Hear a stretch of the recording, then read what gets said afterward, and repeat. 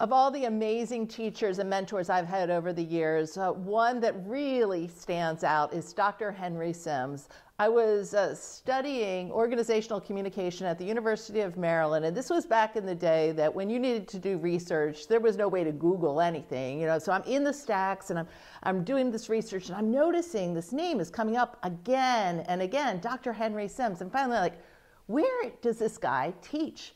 And I look, and he is teaching at the University of Maryland, where I was in the business school. So I literally ran from the library across campus to the business school. I knocked on his door, he was there, and we sat down and had an amazing conversation about the research that he was doing around self-directed work teams, why I was so passionate about self-directed work teams. I told him about a paper that I was writing. He said, come back, drop off, because there's no way to email, drop off that paper, and then 1 week from now, we are going to sit down and have a conversation. So I ran back, I dropped off the paper. 1 week later, knocked back on his door. We had a 2-hour conversation. He said, I've read your paper. You can definitely publish this. Here are two choices we have. 1, you can publish it yourself, or 2, we can go and work on this together and co-publish it, which was amazing to me. I was going to co-publish something with him. We did. What happened next was fantastic. He said, Karin, why do you want a PhD? And I said, well, I want to do this kind of work. He said, I don't think you need a PhD. I think you need a contact.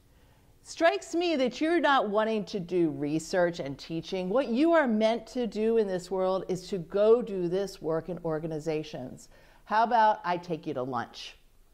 And he took me to lunch with a former student of his who was working at, which was Bell Atlantic at the time, which became Verizon. She, within a couple of weeks, hired me to do my dream job, which was helping create self-directed work teams at Bell Atlantic. And then, as time went on, I was able to then go back, and I did publish my first book. Dr. Henry Sims, Hank, actually wrote the foreword to my first book. And we have just had a beautiful relationship ever since.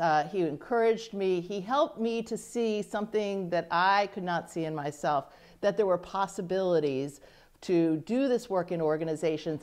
And I'm still doing the academic research and writing the books as well.